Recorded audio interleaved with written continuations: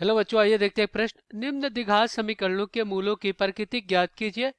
दो कोष्टक में ए का वर्ग प्लस बी का वर्ग गुणा एक्स का वर्ग प्लस दो कोष्टक में ए प्लस बी गुणा एक्स प्लस एक बराबर शून्य।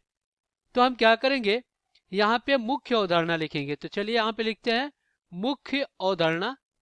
तो ये क्या होगा इस प्रश्न के लिए? तो देखिए, सबसे पहले तो हम क्या करेंगे, मानक द्विघात समीकरण लिखेंगे। तो होता है ए एक्स का वर्ग प्लस बी एक्स प्लस सी और बराबर में शून्य, जहाँ ए बराबर नहीं होना चाहिए शून्य के। अब देखिए, हमें क्या करना है, मूलों के प्रकृति बताना है। तो मूलों का प्रकृति निर्भर करता है विविक्त कर पे। तो विविक्त कर क्या होता है, देखिए यहाँ पे लिखते हैं विविक्त कर। ये होता है डी बराबर बी का वर्ग माइनस 4 गुणे ए सी। ये होता है आपका विविक्त कर। और ये अपना d अगर बराबर होता है शून्य के, तो मूल क्या होता है, मूल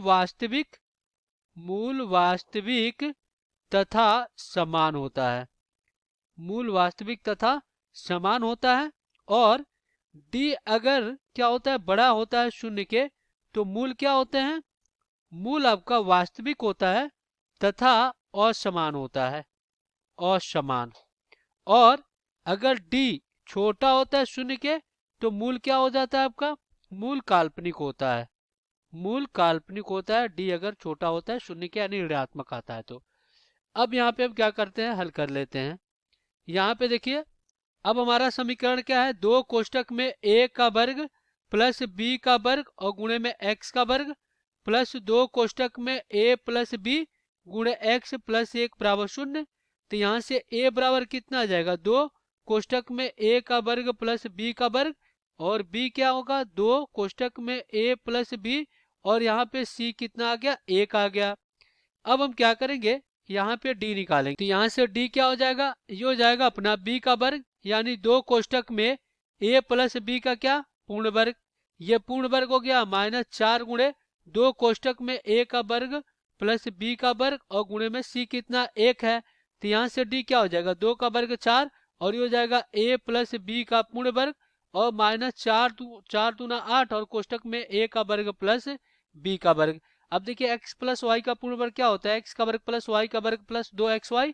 तो यहाँ से d पावर कितना हो जाएगा, ये हो जाएगा 4 और कोष्टक में क्या हो जाएगा, a का वर्ग प्लस b का वर्ग प्लस 2ab और माइनस 8a का वर्ग और फिर क्या हो जाएगा, माइनस 8b का वर्ग हो जाएगा।